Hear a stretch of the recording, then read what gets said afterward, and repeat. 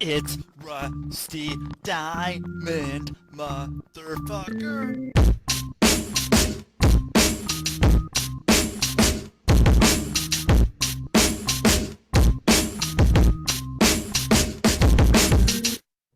Yo, man.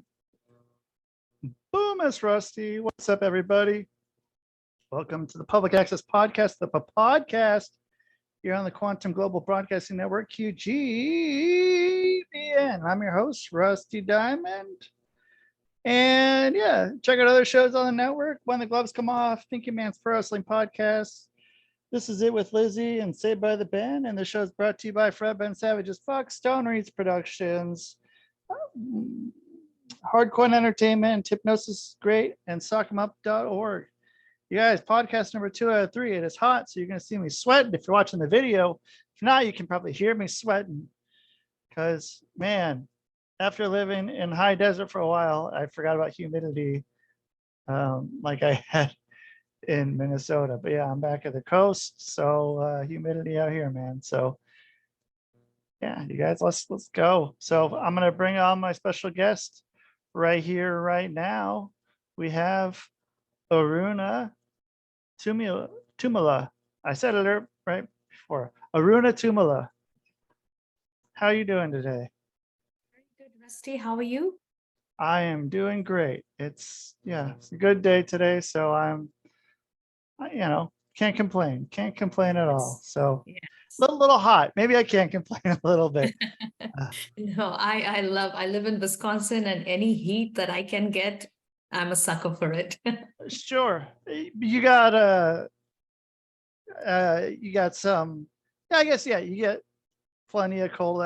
I used to live in Minnesota, and people would say they would move from Minnesota to Alaska for the warmer weather.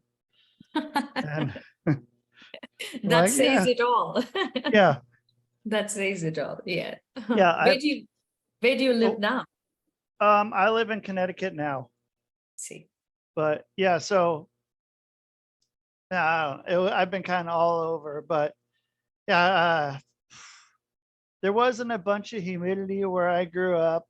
And then I got humidity again. Then I moved out to the high desert and didn't have humidity, but it was, from May till September, 100 degrees every day, but not really any humidity. And then now I'm back to the humidity out here at the coast. And I forgot about it. It takes a little bit out of you, but like you said, the nice warm days, you just got to enjoy it.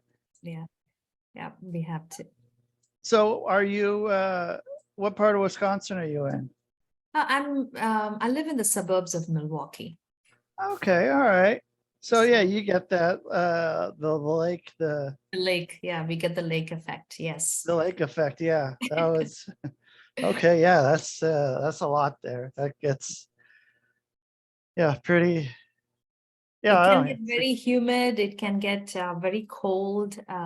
But I do like the 4 seasons. I grew up in southern India, so I mean, really, the joke in my hometown was that we only had 2 seasons: summer and super summer. So it was, I mean, upwards of 100 degrees Fahrenheit in summer, and I think we all got by taking naps. I don't know anyone that did not take naps in the afternoon. The afternoon siesta, even if it was for 30 minutes, we just had to do that. But go ahead. Yeah, no, coming here, and I remember it was in 2005, and Wisconsin was my first experience of snow in my life. I was 27, 28 at that point in time. And the nursing staff had scared me no end. They said, Dr. T, by the time you walk from the parking lot to the hospital, your eyes will be tearing up and they'll become icicles. Like, they were just having fun at my expense. It wasn't all that bad. And I had so many wonderful people. I mean, I had no idea about, cleaning my car after the snow. And I would always say, why can't these people have covered parking in Wisconsin? Why can't you have covered parking? No, it's all open. And but the people I worked with, very wonderful. They would come up and help to clear the snow off my car, and so I can't complain. It's and I loved. I was 28 or 29 when I made my first snow angel. So little How'd that old, work out? but Yeah. yeah, that it was fun. I mean, it was fun. I have a picture somewhere, so it was. I mean, it was really fun. So. And so then, because yeah, I remember in Minneapolis, as well as down at the Mayo over in Rochester, they had a lot of above ground crosswalks, the ones that like I don't know, like a skyway. Like a skywalk, yeah. Yeah, skywalks. You didn't have to go outside when it was really No, cold. not so much. Not so much here. I mean, we have some in the downtown, but not in the hospital systems where I worked. So it was, yeah. So are you happy to be away from the hospital part of it, or are you still part of the hospital part of it, or did you just No. totally get away from that and learned that what you can do is better? You know, fortunately or unfortunately, it's, you know, what you said. So I was actually a practicing psychiatrist in India before I came here.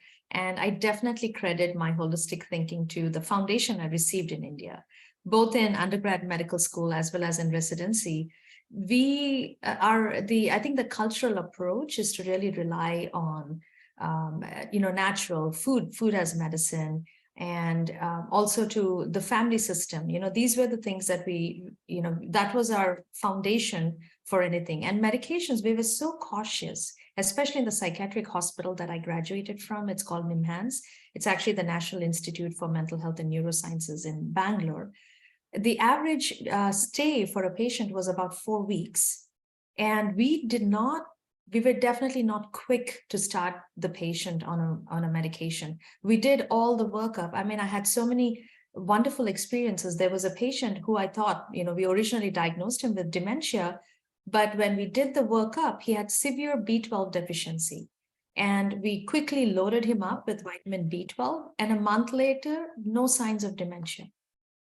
So, and then I had another young woman who actually presented with psychosis, and the original diagnosis was schizophrenia, but we did our blood workup and we found she actually had parathyroid cancer. Oh. So, yeah, I mean, I had so many, and we used to see neurosyphilis, tuberculosis in the brain, even tapeworm infections in the brain. So any patient that presented with a new onset, severe mental illness like schizophrenia or bipolar, I would do a complete blood work. I would do a CT scan, maybe even an MRI of the brain. So it was this biopsychosocial model that I was ingrained in. And and then when I came here, I was told that the average duration of stay, even for schizophrenia and bipolar, very severely ill patients, was 5 to 7 days at most. 3 to 5 was the most, and all people were doing was quickly adjusting medications. And I couldn't get even a chest x-ray or a blood workup without having to deal with insurance companies. And where back in India, if I did not do a proper medical workup, including evaluating the central nervous system, my psychiatry workup was considered incomplete. Whereas, and I share this story in almost all the podcasts I go to, because the contrast was really so jarring and shocking for me. And I want to make it that way for your listeners as well. So on my very first day here, everybody knew I was a practicing psychiatrist. So the attending said, "Hey, you already know what to do. Why don't you demonstrate a psychiatric evaluation?" So I proceeded to do that. I spoke to the patient. It was a young Black male who was diagnosed with bipolar. And at the end of my interview portion, I stood up to examine him. I said, "Okay, let me check your pulse. I'm going to take, I need to look into your eyes to see if there are any signs of increased pressure within your cranium." So there's an instrument that we have. It's called a fundoscope. If you go to your primary care physician for checkup, they'll ask you to look straight, and then they look into your eyes with a small black instrument. So that was a very important test for me in India as a psychiatrist. Whereas here, when Oh. I started to do that, the attending was flabbergasted. He said, "What are you doing?" I said, "I'm completing the neuro exam." And he said, "No, you don't get to touch the patient." Why? I'm a doctor. We are all doctors. Why can't we touch the patient? That's medical legal liability. Okay, then how are you going to rule out medical causes for psychiatric symptoms? Should we not rule that out? Because, there are many medical conditions that can present with psychiatric symptoms. And he was like, "No, you don't touch the patient. We have an internist to do that." So I had to put all my tools of my trade in my bag and had to leave it behind. So that, that always rankled with me. I mean, I was a new resident. I was learning the culture. I was new to the US. I was learning the language too. I mean, my education in India was in British English. So there's a little bit of differences here. So I was learning so much and I didn't want to rock the boat. But I was like, no, we have to pay attention to this. So I thought the best way I can make justice to what I wanted to do was to become a geriatric psychiatrist, where the interface between neurology and psychiatry is more acknowledged. So I did that. But then really, I was then in the process of becoming a mom. I had my own health issues. I was diagnosed with Hashimoto's, thyroiditis, polycystic ovarian disease, and infertility. So I was struggling to get pregnant. And then in my quest to heal myself and, to become a mom, I began to learn about the effect of toxins. So I cleansed my diet. I cleaned up my home to the extent, that I was aware at that point in time, trying to find things online, reading magazines, and, trying to do it myself. I had no help from any of the mainstream medical establishment. So I went through. I'm sorry. Where'd you start? So I went through fertility treatments and I went through the mainstream process. And then I began to kind of ask the question, is there any role for nutrition for mental health? So I started with Google, really. But then Google thankfully took me to, I can't really say how it happened, but I came across this organization called ABIHM, American Board of Integrative and Holistic Medicine. It's now called AIHM, Academy of Integrative Health and Medicine. And so I decided to go for their conference, which was my first conference with them was in October of 2013. And my mind blew away. I was like, holy cow, this is what being a doctor is all about. I mean, for the first time, I heard from functional medicine doctors. Dr. Patrick Hanaway was the physician who presented the holistic approach to evaluate any disease. And he presented the story of a young woman he had worked with who was 40 or 42 years old, came with a long list of diagnoses: depression, anxiety, chronic fatigue syndrome, thyroid issues, gut issues, everything. And in 6 weeks, literally 2 months of treatment with the functional medicine approach, she recovered from all these diagnoses. And I was like, I want to do that. That's the kind of doctor I want to be. And then the question was, okay, I have all these health issues. I was also actually developing symptoms of rheumatoid arthritis. This is all in my early 30s. And by then I did have both my babies through fertility treatments. And that part was okay. But you know what? I still had my PCOS. I was actually developing, like I said, rheumatoid arthritis. I had my Hashimoto's, and I was also becoming pre-diabetic. So then it was like, let me try this on myself. And I studied. That's when I decided to get my education in integrative and holistic medicine. And by 2014, I was board certified in integrative and holistic medicine. And after that, I pursued education in functional medicine. And I'm trained in functional medicine. I didn't pursue certification. One diploma was enough. And then I also pursued education and training in Ayurvedic medicine. And when this was all between 2013 to 2015, so it was a period of intense education and trial and error. And so I started all this 2014, my PCOS began to show signs of going into remission. So how I know that, like polycystic ovarian disease, it's a menstrual irregularity disease that began in my teens, actually. And I would get periods only 2 times in a year at most. I was completely anovulatory and I would bleed for 2 to 3 weeks at least. So I would go from no bleeding at all to 3 weeks of bleeding, then become anemic. And when I would go to doctors, they would say, take a pill, birth control pill. Yeah, I took that, but it gave me migraine headaches. And then, so it was, I just thought that this is how it was going to be. But by 2014, my periods regularized and I began to maintain a normal weight. My blood sugar became normal. So a lot of these things, I realized it was so easy to heal and become healthy. And the hospital was not ready for this kind of an approach. And I got tired of fighting with them. So then that's how I started my practice in 2016. And that's what I've been doing since then. Just said goodbye to all that. And Yeah. I mean, so here's something. So, I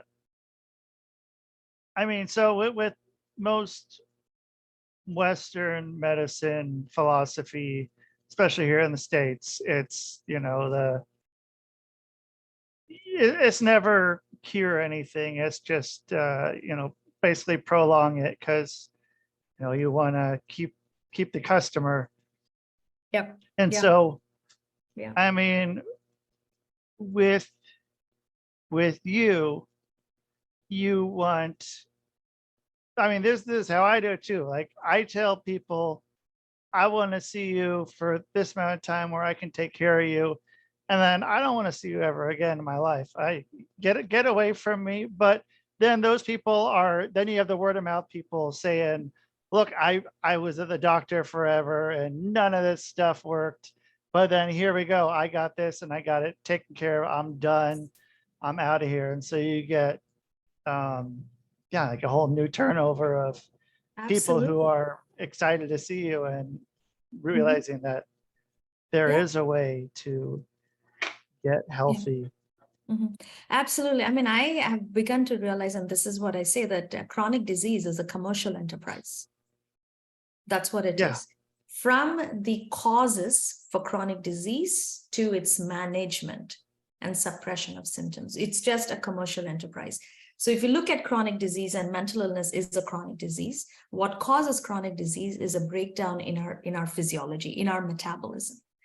Mental illness is really, it's not just a brain metabolism breakdown, it's actually a breakdown in the metabolism in the brain, as well as in the gut, in the immune system, in the hormones, everywhere. It's a larger physiological and psychological breakdown in how our mind and body and brain is supposed to function. And what causes this metabolic breakdown is only diet and lifestyle. That's it. And what contributes to these two, diet and lifestyle, is our society, our culture, what we are taught, the kind of food we have access to, the kind of water we have access to, the kind of lifestyle. Is it stress-filled? And, you know, what are the mitigating factors? And if you see, there's so much of, you know, from big ag, FDA, all of these entities, there is a commercial interest to maintain the status quo, which is pesticide laden food, conventional agriculture where the animals are stressed out and loaded with antibiotics and hormones and all kinds of garbage, which then when we consume, we are consuming all of that and that too in concentrated quantities. Then it breaks us down. Our physiology becomes affected. Our metabolism breaks down. And then when we finally manifest symptoms and we go to a doctor, a typical primary care physician is allotted like 7 minutes. What are you going to do in 7 minutes except go up on your blood pressure medication or go down on something? That's all you can do. Right. 7 minutes.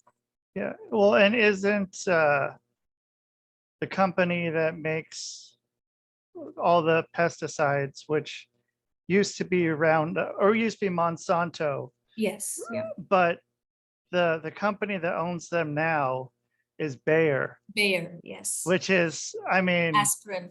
Yeah, that's a nice. That's the same as the guy who owns the candy shop is also the dentist or the doctor.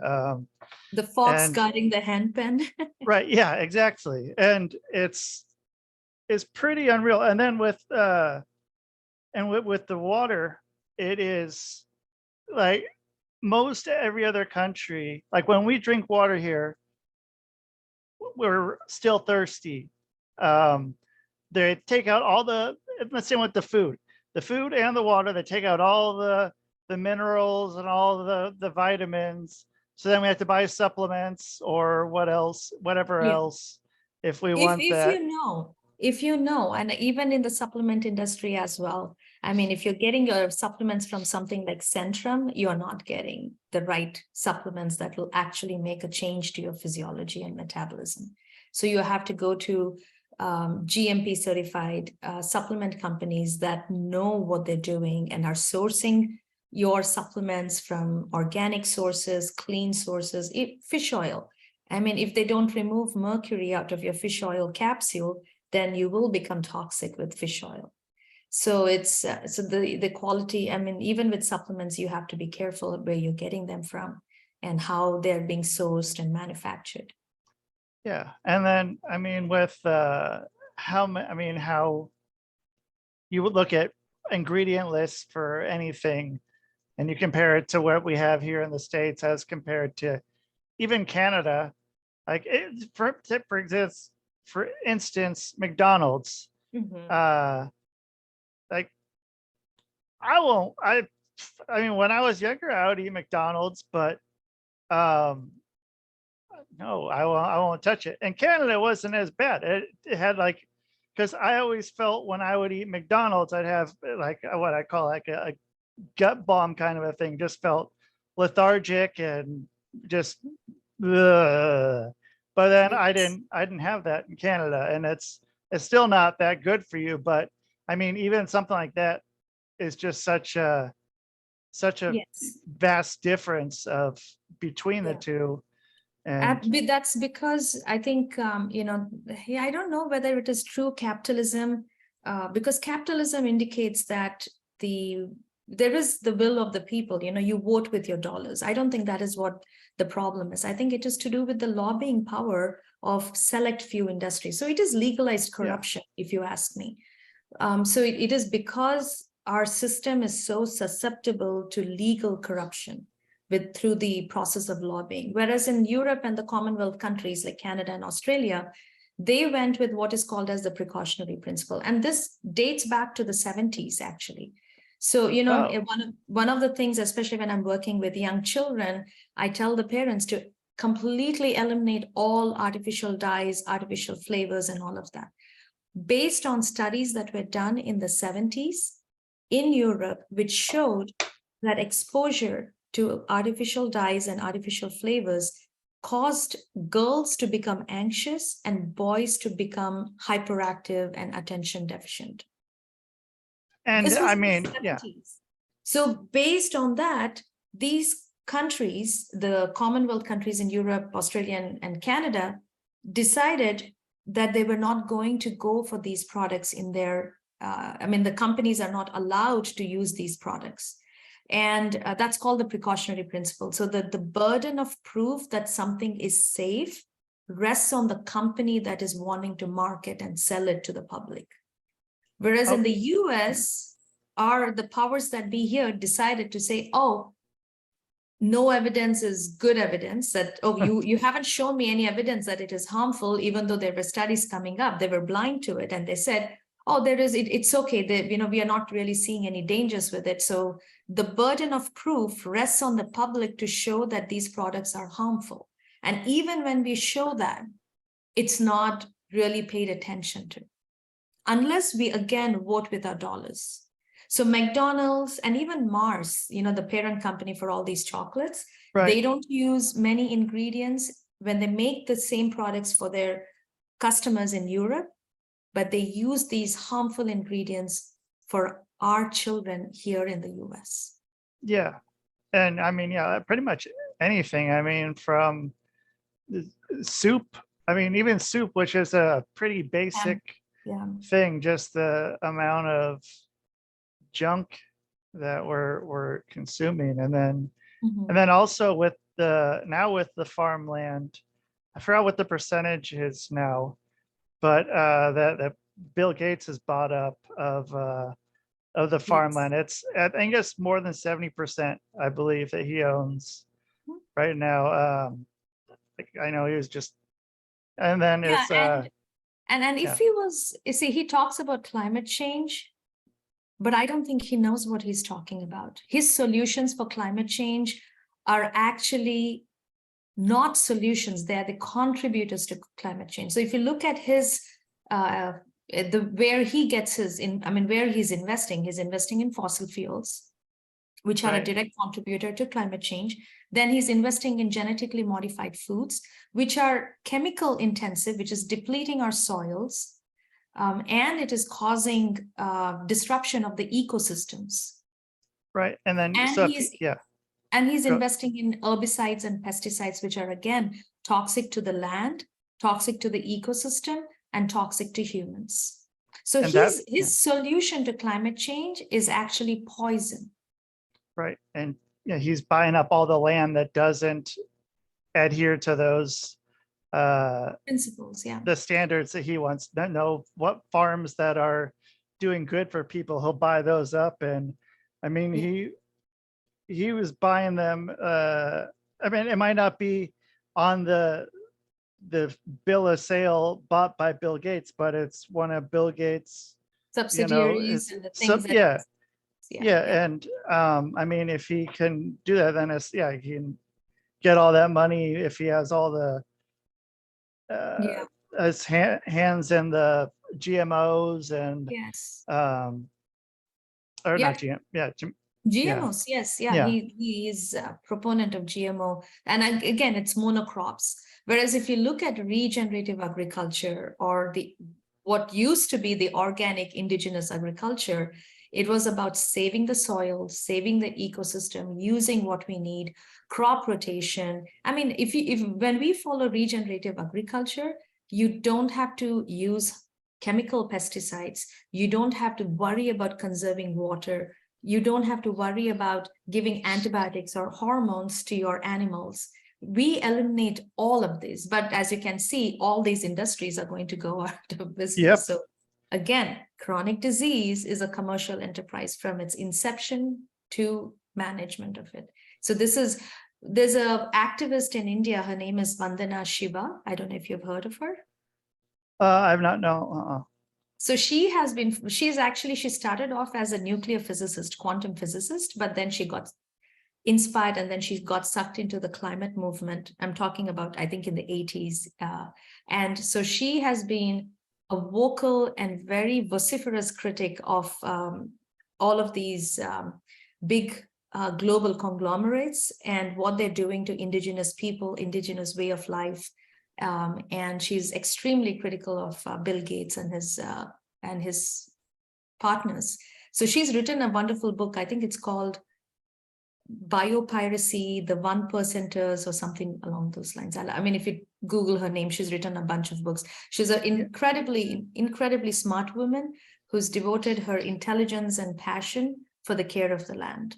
So she's been saving indigenous seeds in India. And she's openly, she's open because of her work. She is actually proving to be a really good hero to the farmers in India.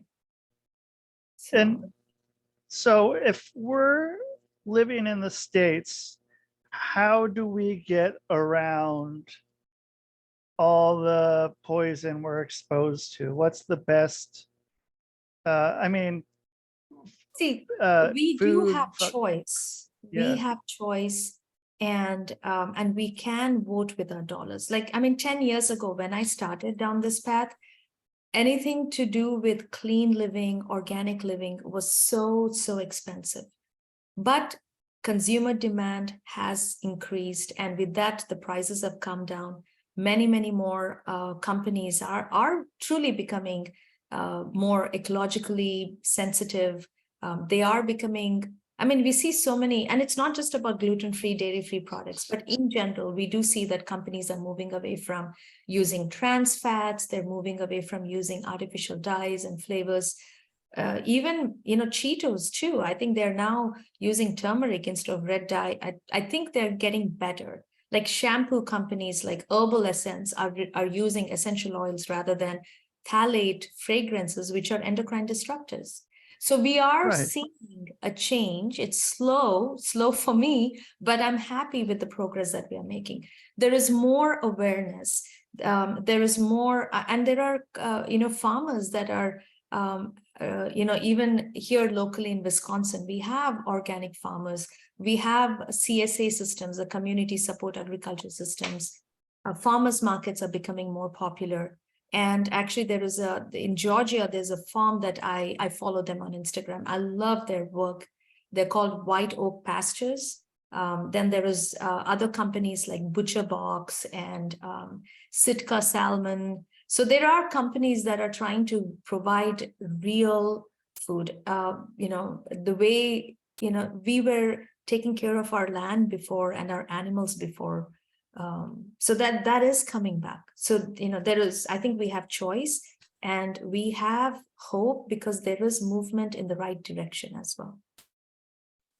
And so how are people going to find your work on the internet and be able to get more about what you do and learn more from you? Where can they do that or want to work with you? Yeah, absolutely. So my website is psychiatry2.com. And my primary, typically patients with depression, anxiety, mostly women, but I do work with men as well as children and teenagers and young adults. But I also work with children and adults with ADD, learning disabilities, autism, schizophrenia and bipolar. Although patients with these conditions, they're not very common. They don't end up in an outpatient practice. But even for patients with all these severe conditions, a holistic approach where we are healing the body to heal the mind is the way to go. It's not with medications as a first line and the only thing that we do. We have to heal the inflammation. We have to heal the gut-brain axis. And there's so much that we can do where even if full recovery may not be possible, especially for people on the autism spectrum, we can definitely minimize symptoms and we can enhance the metabolism and physiological functioning. So for all your listeners, I am very happy to offer a complimentary 30-minute discovery call to make sure that I am a good fit for them and they are a good fit for our practice. People can also call my office 262-955-6600. And I am quite active on social media. I'm on Instagram. My handle is trinergyhealth. That's TRINERGY health, trinergyhealth. And on Facebook as well, it is trinergyhealth. And so are you allowed to take insurance or is it out of pocket because it is? I don't take insurance. I decided to not take because smart move. I mean, it's, what I see is that when I started my practice, by then I had tried working with the insurance system at the hospital. Yeah. And many times, because I was refusing to prescribe medications without first looking at the underlying causes, they would threaten to discharge my patients even though they were suicidal. Wow. I've had, oh my gosh. So I knew that, they were not going to support the work. If I took insurance, it would again be only medication management. But I see patients all over the country. I offer my services as a mental health coach.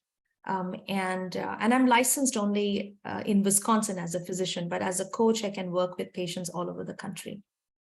All over the world? All over the world, yeah, yes. So we are beginning to see interest, definitely from India, but also from UK and Australia so far. So we have the systems. The last 6 months I've been working on establishing the systems because we include supplements as part of our package program. So to ship supplements seamlessly, to give that end-to-end experience for our clients all over the world. It's excellent. And so, I mean, with you working with people in the UK, Australia, and India, do you sleep at all? I mean, with those time zone changes, I mean, I assume that's the one that it's hard for me is when I got people that I'm working with that are in usually Australia and New Zealand. I gotta be flexible with them. So or are you able to kind of stick to a sort of regular Yes. schedule? Yes. I mean, I'd have to be a little bit flexible so I don't overbook out of country patients on a Yeah. given day or even for a given couple of days. So far, I'm definitely able to kind of keep that work-life balance going. So that's been helpful.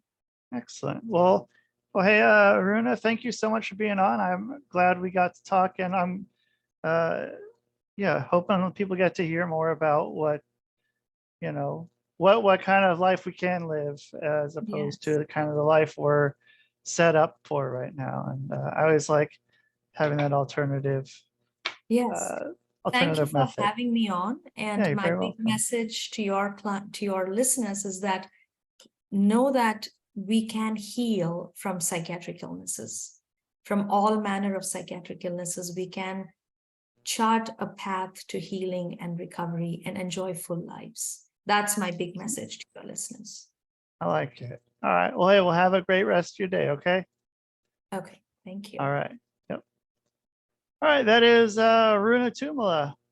So, yeah, you guys interested? Yeah, she's gonna, for all the listeners, she's offering waiving her charges for the 30-minute discovery call.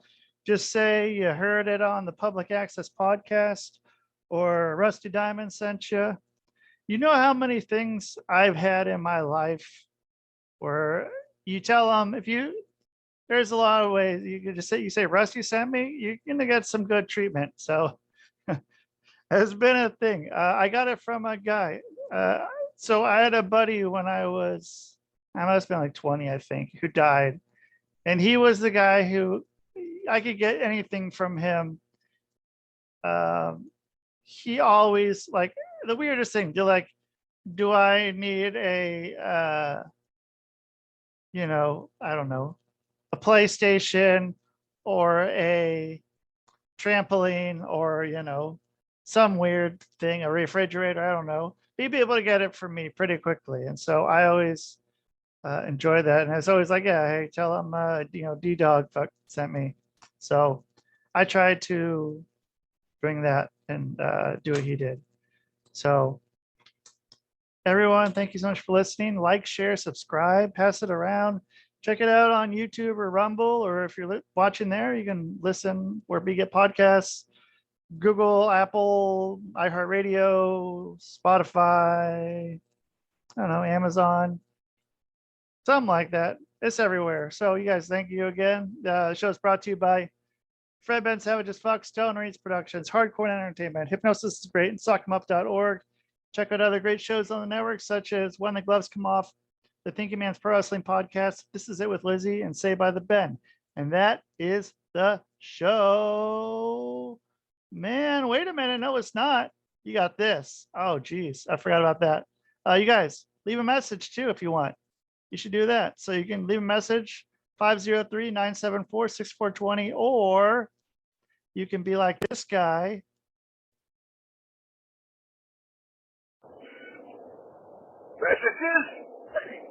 Messages?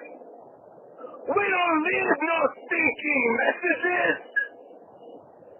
And that is the show, man. Boom.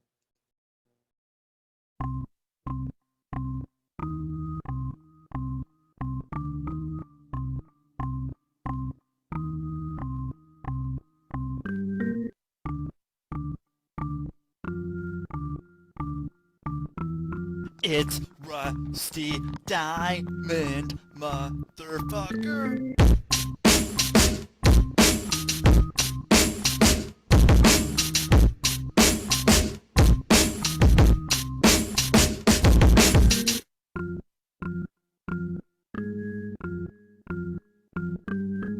It's Rusty Diamond, motherfucker. Ernest!